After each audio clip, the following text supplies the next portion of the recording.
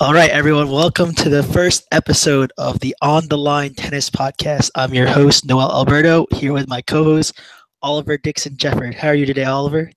I'm good. How are you? Great, great. I'm excited to get this going. We had plenty of tennis action this past weekend, and we're going to start with Caroline Garcia. Back to back titles in Wuhan and Beijing. So that's 1,900 points that she just vaulted up the rankings. She was about 20th in the Porsche race to Singapore. Now she's taken Kanta's spot as the last person in this eight-person field, uh, eight-woman field. What are your thoughts on Garcia and this happening to Kanta all over again? This happened to her last year when Kuznetsova took over her spot in Moscow. Well, it's a combination of Garcia's obviously been in amazing form, and I might be wrong, but I believe she's the first woman this year to win back-to-back titles like consecutive weeks. So it's been an incredible run of form for her. Obviously, like the likes of Kerben, Sabulkova, and Kvitova, not their best this year for varying reasons, but still big names to beat. Obviously, she beats Svitolina as well this week. And obviously Halep, the new world number one in the final. So all those wins over two tournaments is very impressive. But in the other hand, Konta's been in a bad run of form.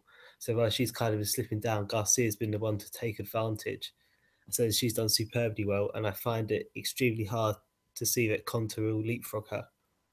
Yeah, I find it pretty hard too. And when I was looking at the scenarios, Garcia did pull out of Tianjin, so that showdown with Sharapova is going to have to wait for another time.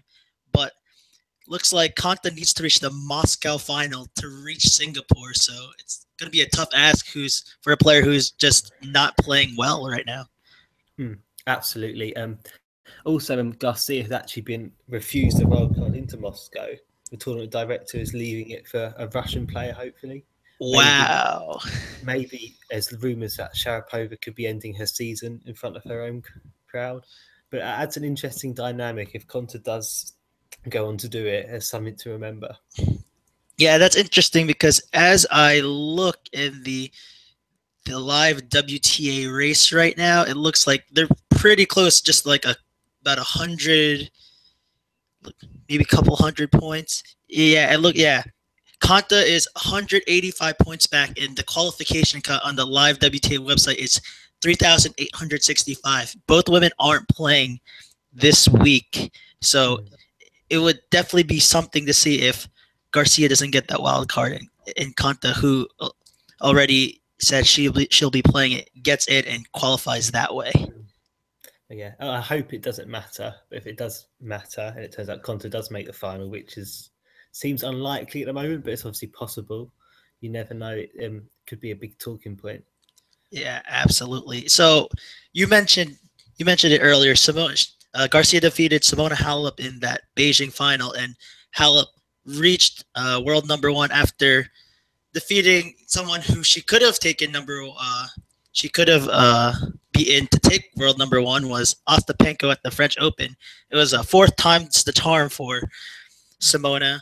She had a chance at the French, and we all know what happened there. She had a chance at Wimbledon, lost to Konta, and then had a chance in Cincinnati where she was brutally beaten by Muguruza in that final. But must be good for her to get to that world number one ranking.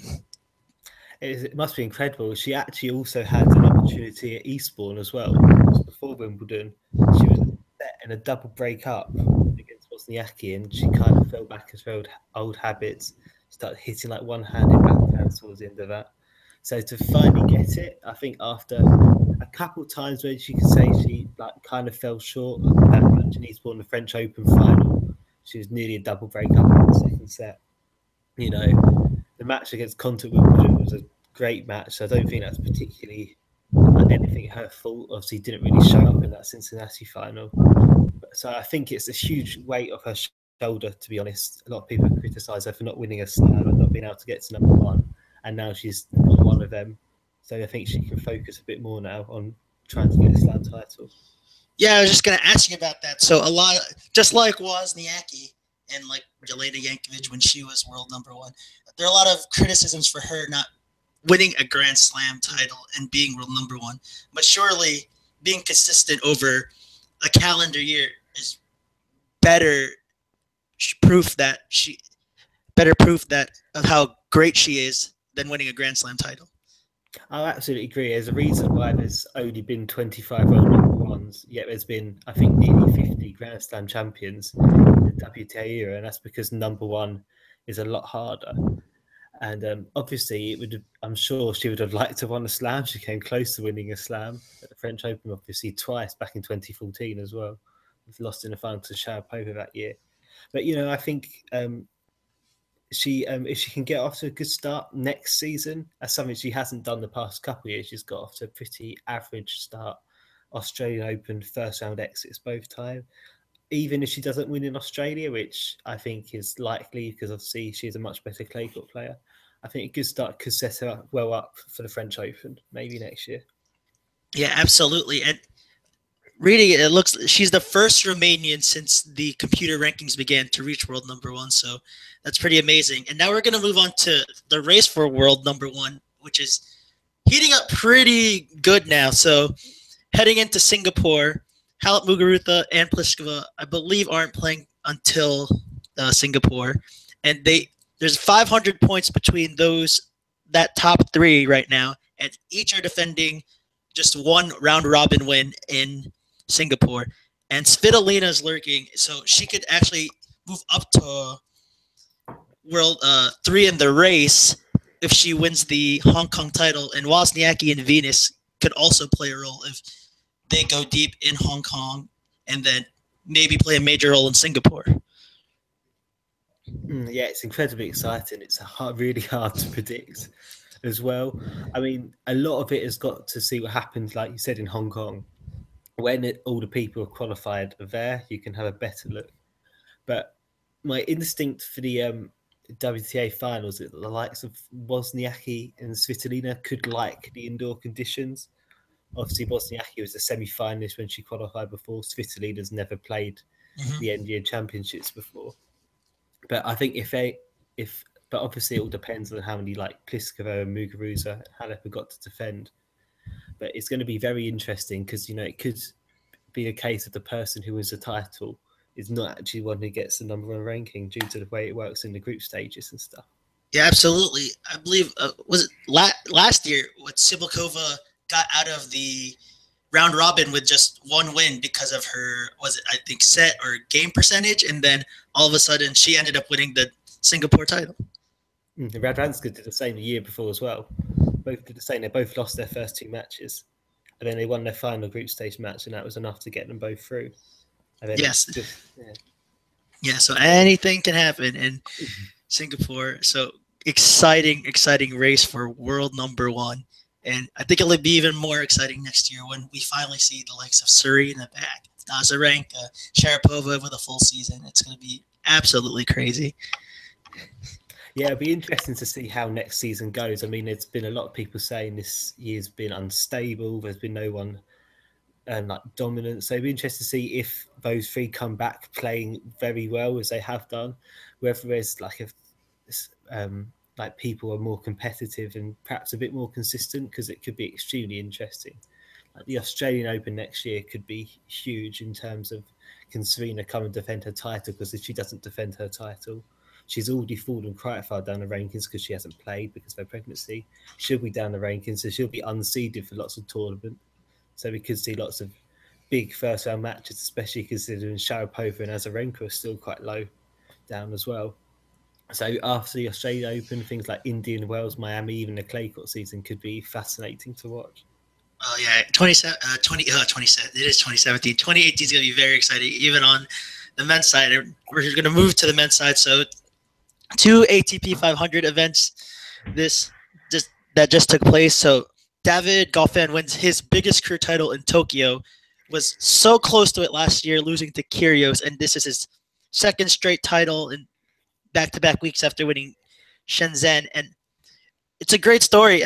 He obviously sustained that ankle injury at the French Open. I believe it was like a high ankle sprain after slipping on the tarp, and then had to pull out of a good number of tournaments. And despite that, he's currently 8 in the race. Yeah, it's been great. He got off to a great start to the season in the quarterfinal at the Australian Open, reached the final in Sofia, he lost to Dimitrov, semi-finalist at Monte Carlo. And then it's nice to see that what happened at the French Open hasn't derailed him. His comeback, he's obviously won the biggest title of his career now. He did run Shenzhen before. And, I think it'd be nice to see him there. It's still quite interesting, like very tight around the area. You got him, you got Carreño Busta, you got Query, you got Anderson, potentially Kyrgios all in the factor to make it. So it could be an interesting into the season with all of them guys involved.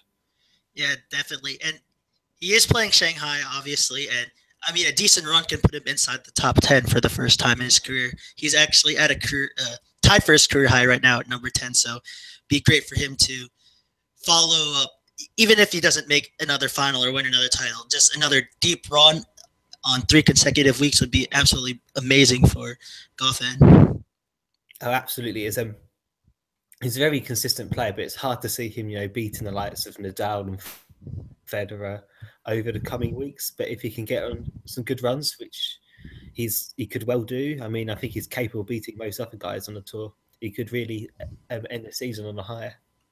Yeah, most definitely. And you brought up his name, and we're going to mention now Nadal, second career China Open title, first since 2005, and it's his first Asian swing title. So like anything post U.S. Open since 2010 in Tokyo. So he must be, after a U.S. Open title, now a Beijing title, must be brimming with confidence to maybe finally win his first Fall Masters. Absolutely. He's obviously didn't win a hard court title this year, despite how good it'd been. His 2017 until the US Open, and I think that gave him a lot of confidence because in New York, I don't think he was always playing at his best. He dropped a couple of sets and he probably shouldn't have, but he always found a way through in the end. And I think he was superb in the final, and I think that gave him a lot of confidence. He was great in China this week. Didn't even play badly in his first round match where he got pushed by Lucas Pouille. Yeah, save match points there. Yeah, it was still a very good performance by both of them. Obviously, Nadal, with perhaps that extra mental edge, found his way through. But I think, obviously, looking at Shanghai, I think him and Federer have got to be the main contenders. I'd also potentially chuck Sasha Zverev in there, maybe. Maybe Dimitrov as an outsider-ish. I think I can't really see anyone winning outside Nadal, Federer, or Zverev, but I think probably Rafa's got to be the favourite.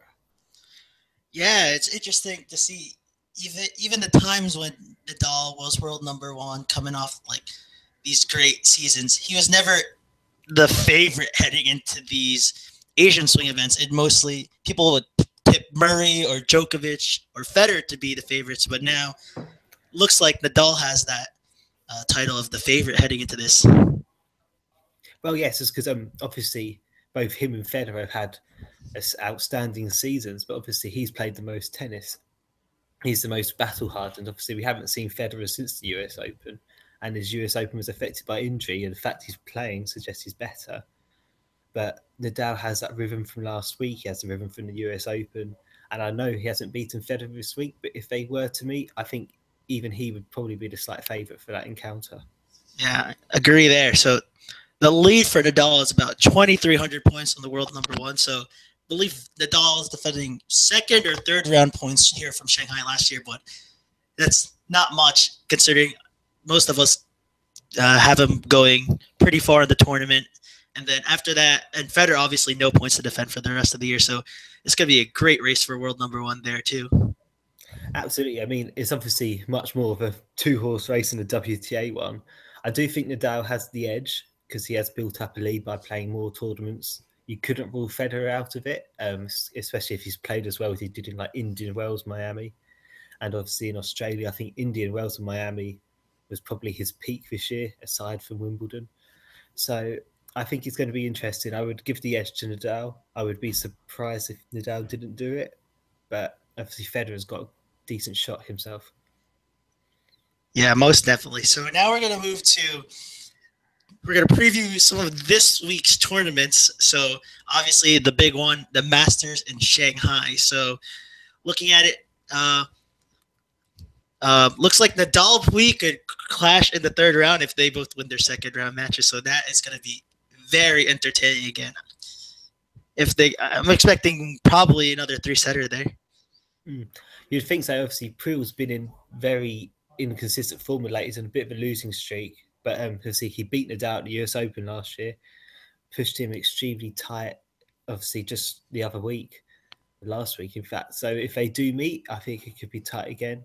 Obviously, I think Nadal will be more ready this time, but obviously, there's something about his game that seems to make Prill thrive. And I don't really know why. He seems to have much better performances against Nadal than he does against the other bigger names that he's faced. So it could be an interesting match, like you said. Yeah, absolutely. So the expected quarters are looking like this. So Nadal, Dimitrov. So they did just meet in the Beijing semis last week. That was a fantastic match. Though the last set was not really not good scoreline for Dimitrov, but he played much better than that last set scoreline suggested. Cilic, Carreño Busta as the second quarterfinal of the top half. Then we move to the bottom half, so it's the two young ones, Thiem and Zverev, in the same quarter, and then Goff and Federer. So not really gonna break down this whole quarters, but we're gonna maybe talk about some interesting for match players. So I'm looking at Kyrgios in a decent part of the draw. Has Cilic, who's been in up and down form. Kyrgios, obviously off that Beijing final. I feel like this could be a good chance for him to once again meet Nadal in China. I feel so too. I mean, apart from the final where he was completely outplayed, he played very well last week, and I think if he can maintain that confidence, he could go far again. I think obviously he has beaten Nadal before, so he has that confidence. He could challenge Nadal. Obviously, Nadal would have to be the favourite, but it wouldn't surprise me if he was to go deep again, because I think this can in the future be a really good part of the season for him. Yeah, absolutely. And then on the bottom half, I'm looking at Mr. Shapovalov, the young teenage sensation. So he gets Troicki first round, so kind of tricky. But if he wins, he gets Thiem, who tends to struggle on hard courts and best of threes. I believe, as it stands, Thiem has a losing record in best of 3 hard court matches. Well, yeah, I saw that too. I believe he's won 54 and lost 55, which for a top 10 player is not good at all. I would fancy Shapovalov to beat Troicki to set up that matchup. And if he was to set up that matchup, I think he'd have a good shot. Obviously has a great summer. Obviously beat Nadal on hard courts. Obviously reached the 4th round at the US Open. Obviously Thiem is someone who hasn't played well on hard courts really this season. I mean, he made the second week at both the Australian Open and the US Open, but he should have beaten Del Potro at the US Open. Probably could have beaten Goffin back in Melbourne. So I think Shapovalov would have a real shot if that match happened. Yeah, definitely. So we're gonna make some picks, and I'm gonna keep track of these records. See actually how good we are with making picks.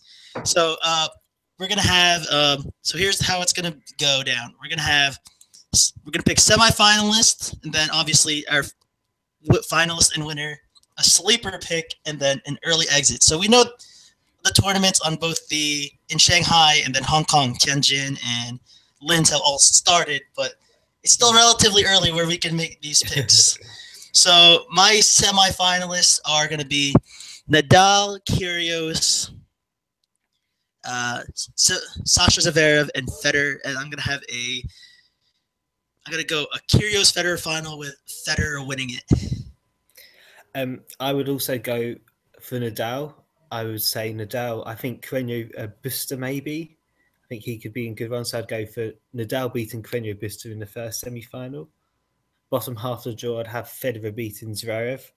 And then I think I'd edge for Nadal beating Federer in the final. That'd be a Nadal's fan dream to see him finally beat Federer this year and to win that elusive fall Masters. Missing that, Paris, the World Tour Finals, and Miami. And Miami, he was pretty close, but we shall see if that's the chief. So my sleeper pick to, I guess it would technically be Kyrgios because he's not top 8 seed. So I guess Kyrgios would be my sleeper pick to win the title. I would probably edge with Kyrgios as well. I think he has a chance to go quite deep. I would also give an honourable mention to Shapovalov as well. All right, so my early exit. This is kind of tough, but I guess you did say Chapo because as your sleeper pick, so that could mean team. But I'm kind of leaning towards who I'm kind of slightly leaning towards Anderson out to Manarino. So Manarino's in a good run of form, so I'll tip him. I'll tip Mandarino Anderson as the early exit. Well, I agree with you. I think that result could happen as well, but I would have to go for team. Not in great hardcourt form. Even if he does beat either Troicki or Shapovalov, it wouldn't surprise me if he would lose like third round. Yeah, not surprising at all. It's such a great player, but horrible in hardcourts. Do you think it's mental with him? I think so as well, because I think he's got a game. I mean, he's got obviously that amazing backhand. He's powerful. His serve is decent, not amazing, but it's solid enough. So I think it is mental. I just don't think he has confidence on anything outside of clay, which is a shame because he's, I think, 24. Kind of look at him to start winning big titles, like Masters, maybe even slams around now, especially since Shapovalov is only 20 and he's already done that. So I think it is mental. All right. Yeah, I think so too. Hopefully he'll rebound. Maybe he just needs to stop playing every week. So does that too often. So here we go. Hong Kong. So some big names here. So Svitolina top seed. We have Wozniacki also in this draw. Venus is the 2 seed, but I don't really tip Venus. I mean, Venus has had a great season, but it's mostly in the Grand Slams. Outside of that, I believe that one semifinal, couple quarters in these non-slam and these regular tour level events, but I don't tip Venus to go that far.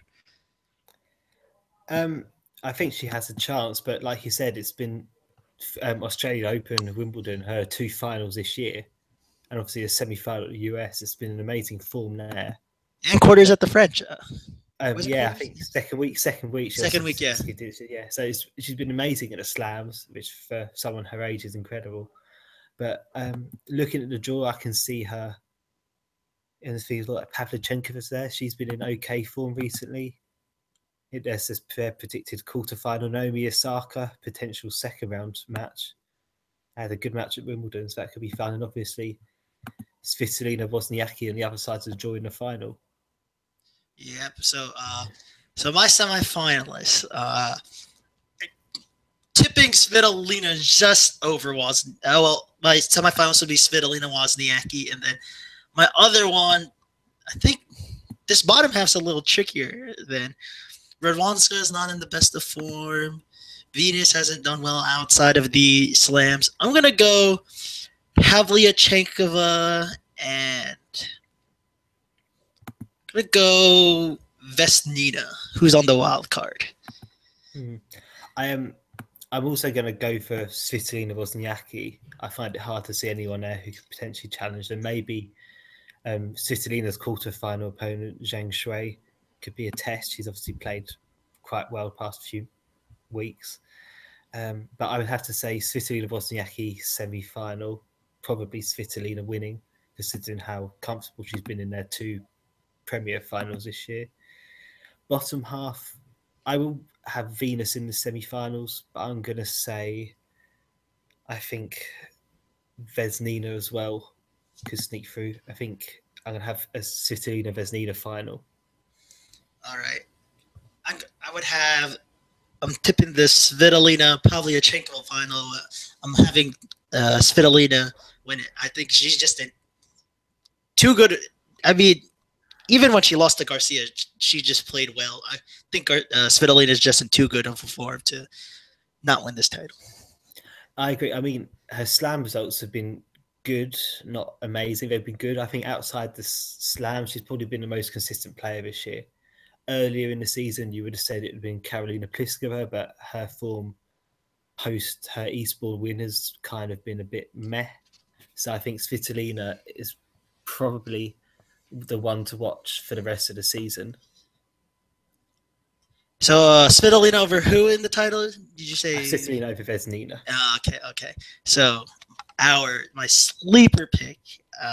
Oh no, definitely not Bouchard. Sorry, Jeannie. Maybe I'm going Dasha Gavrilova. I mean, she has a decent draw. I mean, she could run into Wozniacki, but I feel like those two are just, if they do meet, it's going to be a long battle, drawn out match. I think Gavrilova, 7th seed, she does have a good shot. She could potentially beat Wozniacki. Looking at the draw, like I mentioned Naomi Osaka, she can be consistent, which she has been sometimes this year. Sometimes, yeah. It could be dangerous. Also, one to note, Sam Stosur won early today. She has come back from her wrist trouble. I'm pretty sure that's her first win since her return. Won in 3 sets today, so she might struggle a bit. Could have Radwanska next, but obviously Radwanska's not been great form, so I don't think she'll win the title. But I'm interested to see how Stosur does this week. All right, early exit. It has to be Radwanska. She's just in awful form, and I believe one of our Twitter followers who sent asking what a potential talking point is, Radwanska could fall out of the top 32. It's been a shocking season. If I remember correctly, she's only made the quarterfinal 3 times of any of her tournaments this year. And she was ill over the clay court season, which didn't help. I think she obviously changed her racket at the beginning of the year, and she changed back because it wasn't working, and it hasn't worked since. So I think that's been a problem. But I don't really know. She's been so consistent for so many years now. Since I've been following tennis, she's always been, like probably top 5. The exception being 2015 when she started badly and then picked it up and obviously won the WTA finals. She's always been so high level, and it's kind of weird to see her playing the way she has this year.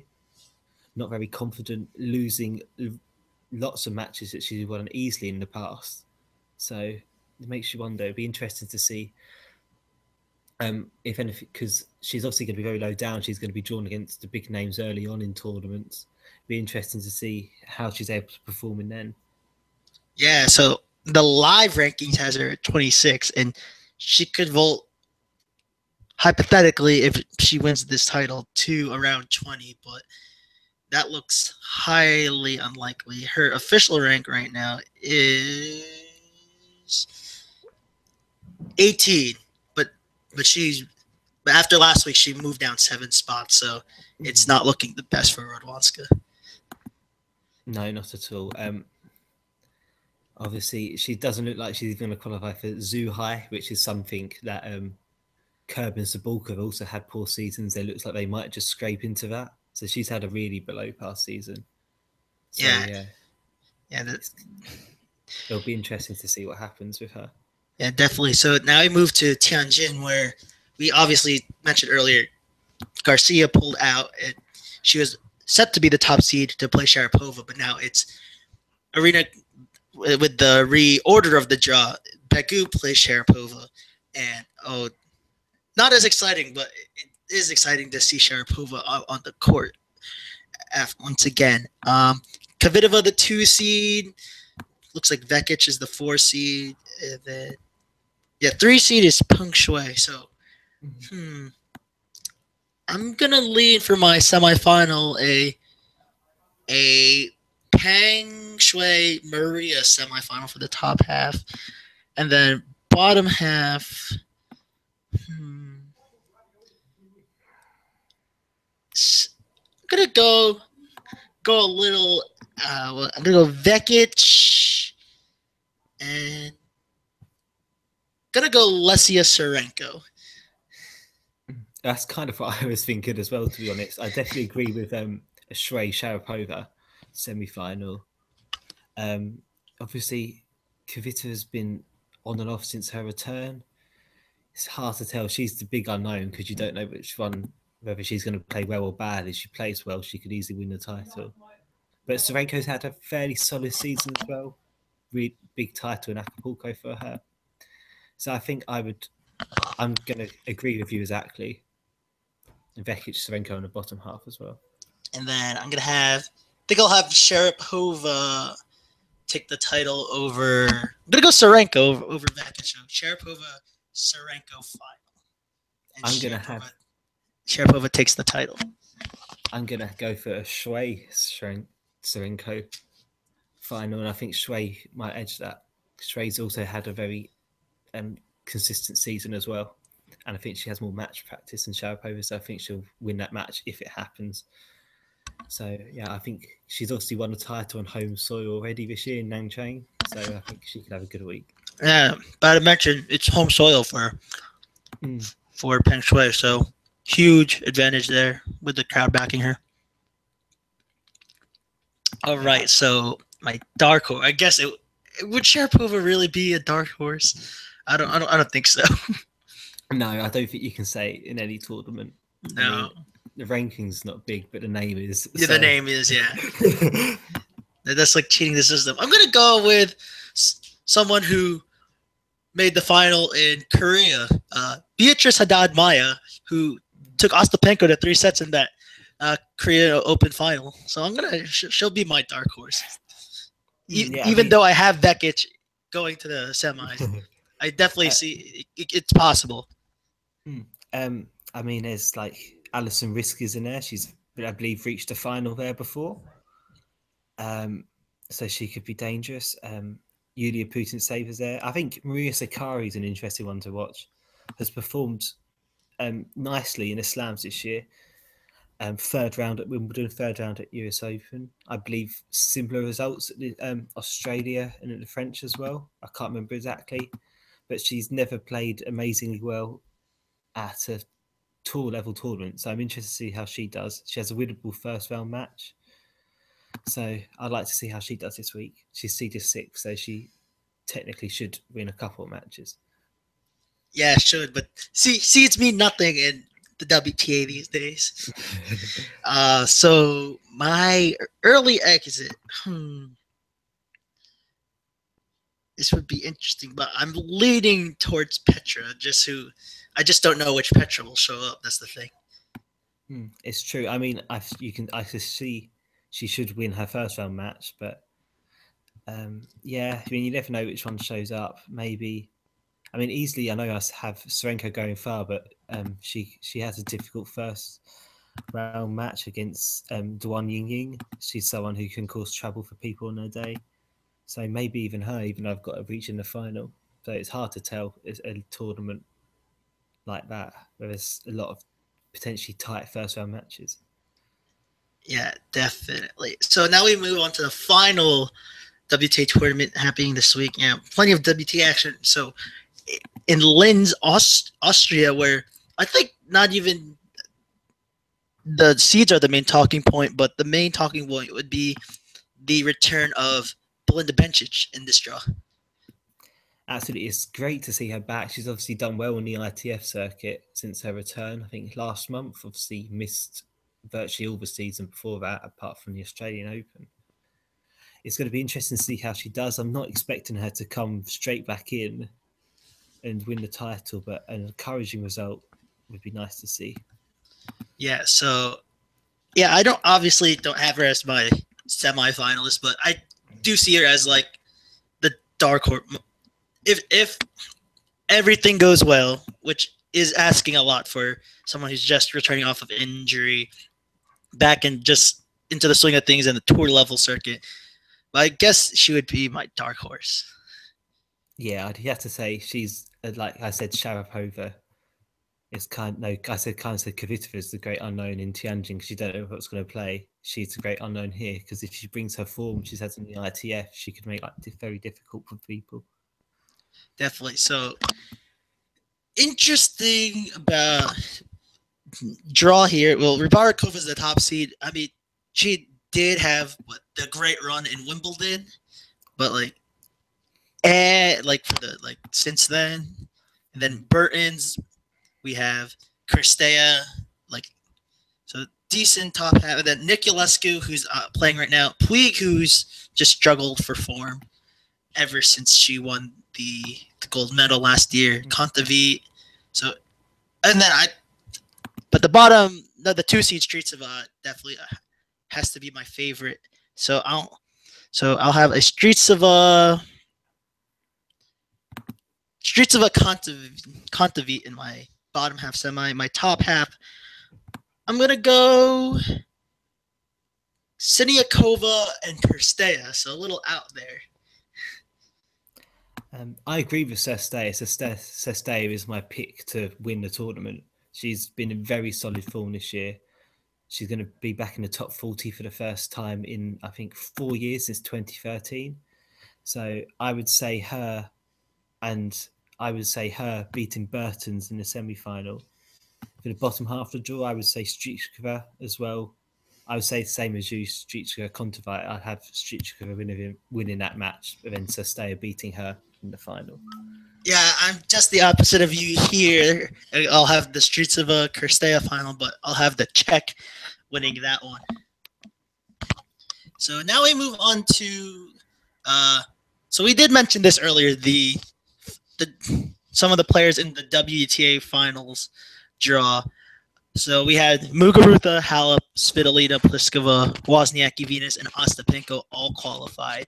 So out of those, Venus is the only previous winner of this event, and then Muguruza, Halep, and Pliskova are the only returners from last year. So we still await Konta or Garcia for that last spot. But what do you make of this field so far?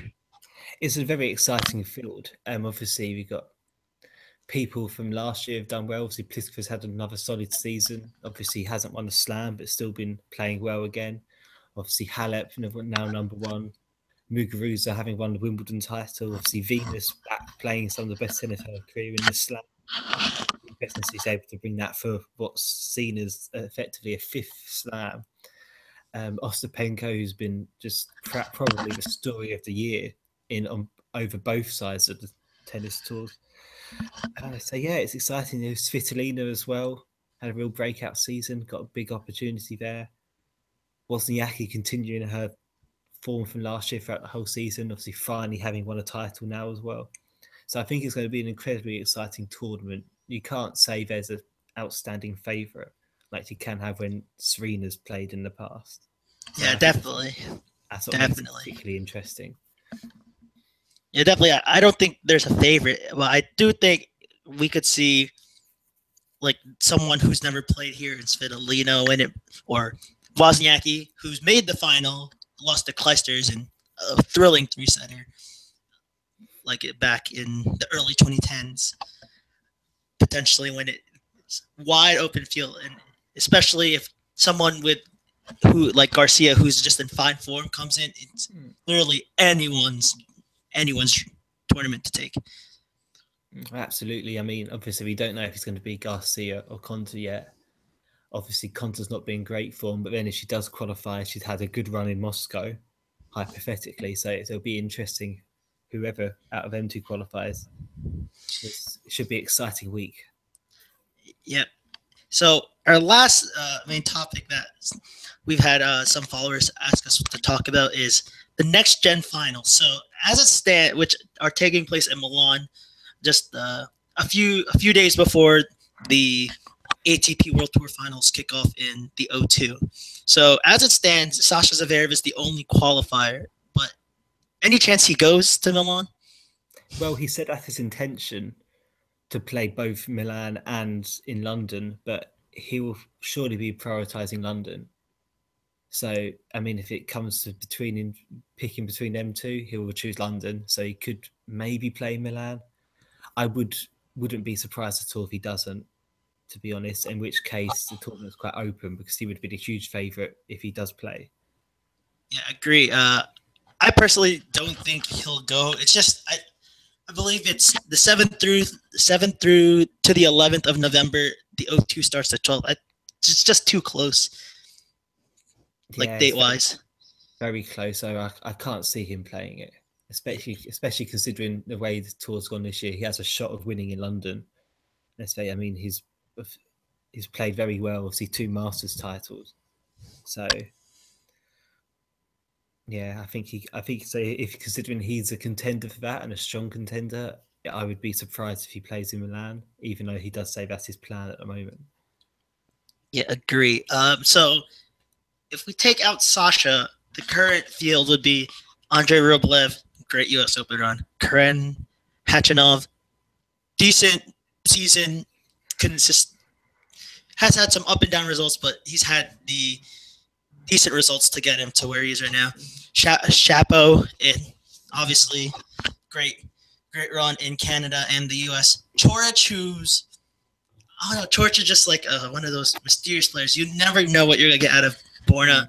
Donaldson, you'll definitely know what you're getting out of Donaldson, and then Daniil Medvedev, and then if those are 1, 2, 3, that's 6 players, and then if Sasha hypothetically doesn't go, Tiafoe would be the 7th player, with the 8th player being a wild card.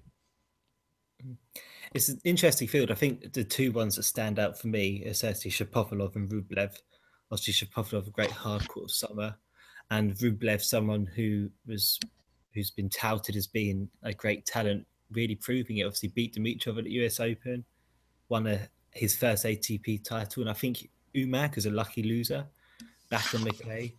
So he's been in fantastic form recently. So I would be interested to see how them 2 go there. Definitely, and I think if Tiafoe gets into this field, I think he's someone to watch out for as well. Oh, yeah, he's got a really huge game. And obviously, he played that fantastic match against Federer at the US Open. So obviously, it's still pretty tight at the moment. But if he does qualify, due to it's obviously got a different format. It's like it's first to 4 in the set, isn't it? Yeah, we're actually gonna tackle that. So all the changes and our personal thoughts on them, because there's just so many changes that they made. I was very excited, and then they threw in all these changes. So kind of interesting to see how it'll turn out. So here are the list of changes. So it's best of 5, but it's first to 4 games. It'll be a tiebreak at 3-all. So there are no ads. So receiver's choice on which side they want to receive from, and no lets. So if that ball hits the net on the serve and just falls onto the server's side, that's an ace. Unfortunately, we have 5 minutes after the second player walks onto the court, the match begins. So they're gonna have that timed. They're also gonna have the timed 25-second serve clock, which is technically implemented at the Grand Slams, but not really. Then coaches can talk to players, except when they're on the baseline. The players on the baseline. Players are given 1 medical timeout per match. And I think these 2 are the most interesting, barring the scoring format. Hawkeye to make all line calls, so no line judges. It's just the chair, umpire, and Hawkeye. And then foot faults can be challenged. So what are your takes? We're going to start with the scoring format. What are your takes on the scoring format with best of 5, first to 4, tiebreak at 3-all, no ads and no lets? I'm not a massive fan of that, if I'm going to be honest. Considering it's kind of like a new event and it's bringing the new stars, what I would have done is I would have had it in like the best of 3 format with like normal juice games. But if it got to a settle, you do like champions tiebreak. Oh yeah, just like what they did at the Laver Cup, right? Cup. That's what I would have had personally, either that or just a normal best of 3 match. I don't really like the whole like first to 4 games or tiebreak at 3-all system. It just doesn't work for me personally. Yeah, and I think it kind of hurts like someone who starts slow, as being someone who's played in something like World Team Tennis format, and we've had things like first to 4 games, or even at one point we played just 4 games total. If you start slow, then the best you're doing is a 2-all, and so if you're a slow starter, you're down a set already. Yeah, I mean, obviously that's something they'd have to like kind of deal with, but it's just for me, it just doesn't work.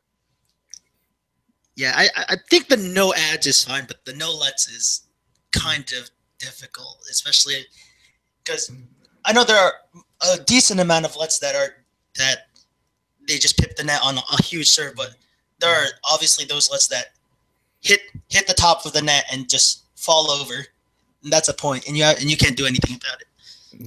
I agree. I mean, it's like there's an argument that if it doesn't affect it too much, it should be allowed. But then here's what does counts by be affected a lot.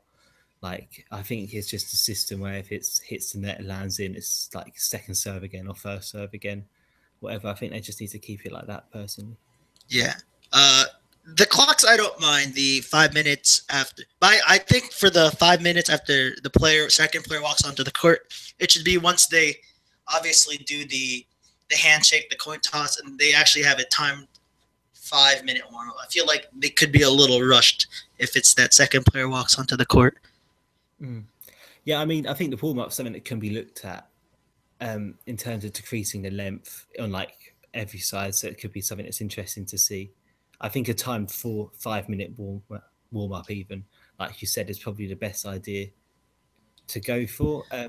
In terms of like the clock timing the serve, it depends how it's like watched, because obviously sometimes if you have a grueling rally, you need a bit more to like time to compose yourself. Mm-hmm. So it depends, like if it gets over the 25 seconds, is it automatic or is it up to the umpire's discretion? I think that's the question. Yeah, same thing. It's like with the US Open, when obviously that's what 25 seconds for majors, right?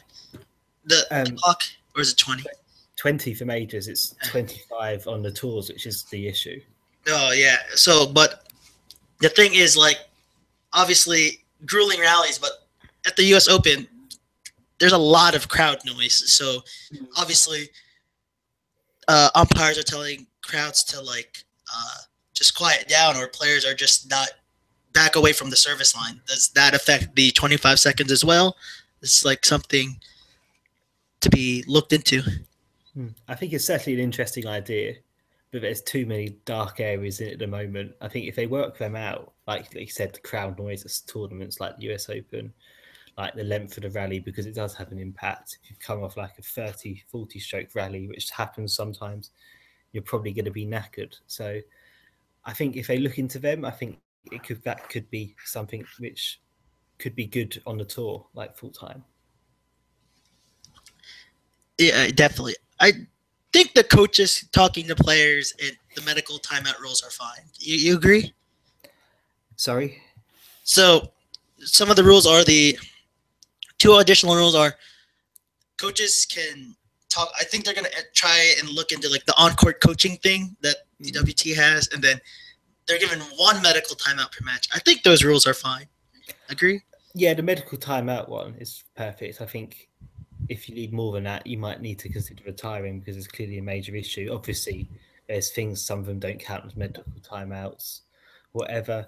In terms of the on-court coaching, I'm not a fan of people just shouting from the box. I think maybe you need to come up with a system where it's not allowed at all, or allowed like the WTA tour, you're allowed to come on once per set. Yeah, I agree. So yeah, I think when I was reading it, the players can talk to the coaches, but players cannot be at the baseline. So obviously, beginning before they're surveying, when they're returning, things like that. And then I think this is the thing I'm not the biggest fan of, other than the scoring, is Hawkeye to make all line calls. I do not like that at all.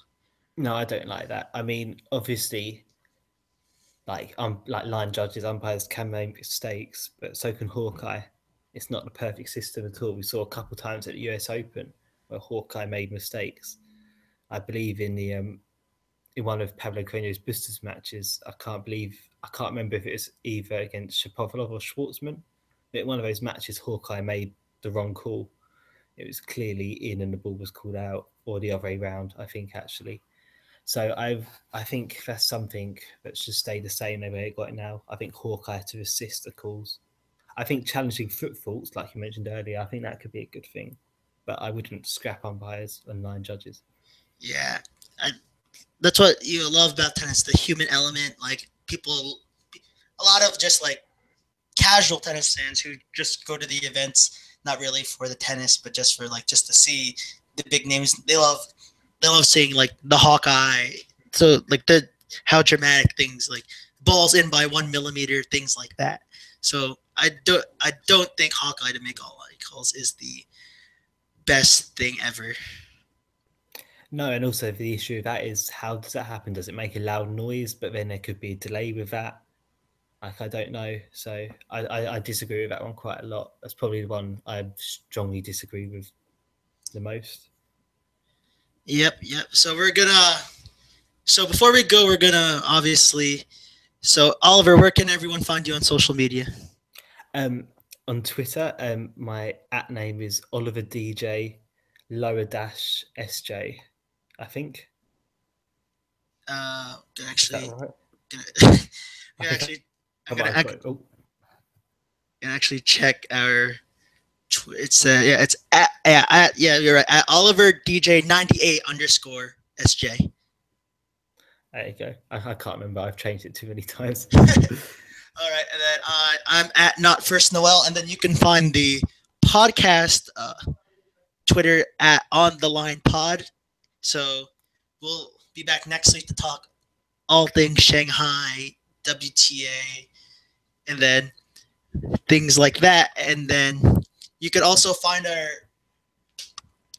both of us at Vavel. We both write for Vavel USA, mostly tennis. And then you could also find the podcast on both YouTube, because we're on Google Hangouts Live, Mixcloud, and SoundCloud. So we hope you guys enjoyed our first podcast, and we'll be back next week.